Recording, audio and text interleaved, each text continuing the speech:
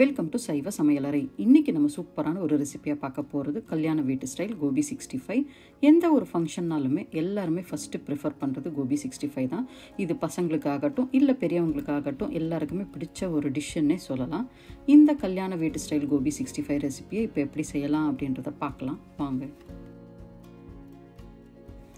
இந்த கோபி 65 செய்கிறதுக்கு ஒரு பெரிய காலிஃப்ளவரை வாங்கி துண்டு துண்டாக கட் பண்ணி வச்சுருக்கேன். இந்த துண்டு பீஸை பார்த்திங்கன்னா ரொம்ப பெருசாகவும் இல்லாமல் ரொம்ப பொடிசாகவும் இல்லாமல் மீடியம் சைஸில் இருக்குது. இந்த அளவுக்கு போட்டுக்கிட்டோம்னா நம்ம வறுத்து எடுத்து சாப்பிடும் போல் ரொம்பவே நல்லாயிருக்கும். இப்போ இந்த காலிஃப்ளவரில் புழு பூச்சி ஏதாவது இருந்ததுன்னா அதை எடுக்கிறதுக்காக இதில் கொஞ்சம் மஞ்சத்தூள் போட்டுடலாம். அடுத்ததாக 1 டீஸ்பூன் உப்பு சேர்த்துட்டு இந்த காய் முங்குற அளவுக்கு சூடான தண்ணியை ஊற்றி நல்லா கலந்துட்டு 1 நிமிஷத்துக்கு அப்படியே விட்டால் போதும். ரொம்ப நேரம் சுடு தண்ணியில் வைக்க வேண்டாம்.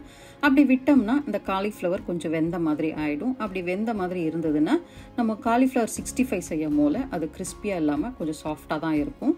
இதுவே உங்களுக்கு இந்த சுடு தண்ணியில் போட பிடிக்கல அப்படின்னு நினச்சிங்கன்னா காய்க்கு மேலே கொஞ்சம் உப்பு மஞ்சத்தூளும் போட்டு காய் மூங்குற அளவுக்கு பச்சை தண்ணியை ஊற்றி ஒரு 5 நிமிஷத்துக்கு ஊற விட்டு அதுக்கப்புறமா வடிகட்டி எடுத்துக்கிட்டாலே போதுமானதாக இருக்கும்.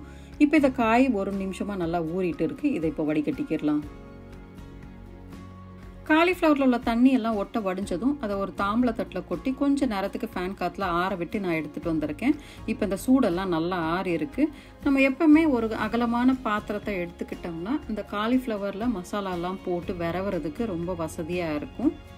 இப்போ இந்த காலிஃப்ளவருக்கு மேலே அரை எலுமிச்சை பழத்தை பிழிஞ்சு விட்டுக்கிடலாம்.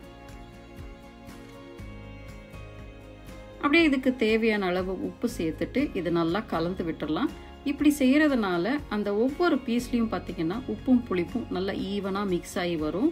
நம்ம எல்லாத்தையும் ஒரே வாட்டி போட்டு மிக்ஸ் பண்ணோம்னா அந்த காயில் உப்பும் புளிப்பும் அவ்வளோவா இறங்காது. அதனால தான் நம்ம இப்படி செய்கிறோம். அடுத்ததாக இந்த காலிஃப்ளவரில் 2 டீஸ்பூன் இஞ்சி பூண்டு பேஸ்ட்டை போட்டு அதையும் நல்லா கலந்து விட்டுடலாம். இப்படி ஒவ்வொரு மசாலாவாக சேர்த்து கலக்க கலக்க அந்த மசாலாவோட ஃப்ளேவர் எல்லாமே காலிஃப்ளவரில் நல்லா இறங்கி அது பொரித்து சாப்பிடும் போல ரொம்பவே நல்லாயிருக்கும்.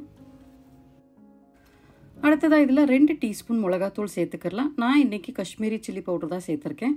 இதில் கொஞ்சம் காரம் கம்மியாகவும் கலரும் நல்லா இருக்குன்றதுனால நான் இதை சேர்க்குறேன். இதுவே நீங்கள் சாதாரணமான மிளகாத்தூள் எடுக்கிறதா இருந்தால் 1 டீஸ்பூன் அளவு போட்டாலே போதுமானதாக இருக்கும்.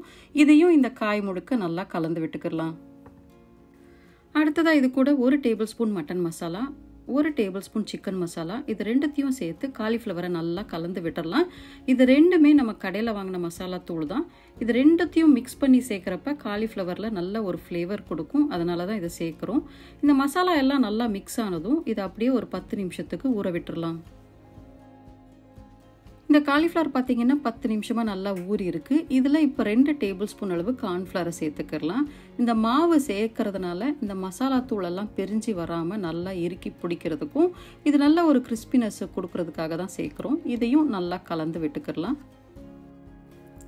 கடைசி இதில் 2 கைப்பிடி அளவு அரிசி மாவை சேர்த்து நல்லா கலந்து விட்டுக்கலாம். அரிசி மாவு சேர்க்கறதுனால பார்த்திங்கன்னா இந்த காலிஃப்ளவருக்கு நல்ல ஒரு கிறிஸ்பினஸை கொடுக்கும். அப்படியே இந்த அரிசி மாவை சேர்த்து மிக்ஸ் பண்ணுறப்ப அந்த காலிஃப்ளவர் ஒன்றோட ஒன்று ஒட்டாமல் ஒவ்வொரு பூவும் தனித்தனியாக பிரித்து கொடுக்கும். இப்போ ஒரு பூவை எடுத்து பார்த்திங்கனாலே தெரியும் அந்த மசாலா எல்லாமே நல்லா பைண்டாக இருக்குது. இப்போ இது பொரிக்கிறதுக்கு தயாராகிடுச்சு. இந்த காலிஃப்ளவர் எல்லாம் பொரிச்சு எடுக்கிறதுக்காக கடாயில் எண்ணெய் மிதமான சூட்டில் காஞ்சிட்டு இருக்கு. ஒரு ஈடுக்கு எந்த அளவுக்கு கொள்ளுமோ அந்த அளவுக்கு காலிஃப்ளவரை நம்ம எண்ணெயில் போட்டுக்கிடலாம். காலிஃப்ளவர் போடும் போல ஒரு கைப்பிடி எடுத்து அப்படியே உதுத்து விட்டாலே போதும். அது தனித்தனியாக பிரிஞ்சுக்கும். ஒன்றொன்னா போடணுன்ற அவசியம் கிடையாது. இந்த காலிஃப்ளவர் எல்லாம் ஒரு பக்கம் நல்லா வெந்ததும் அடுத்த பக்கம் திருப்பி விட்டுடலாம். கூடவே 2 கொத்து கருவேப்பிலையும் சேர்த்துடலாம்.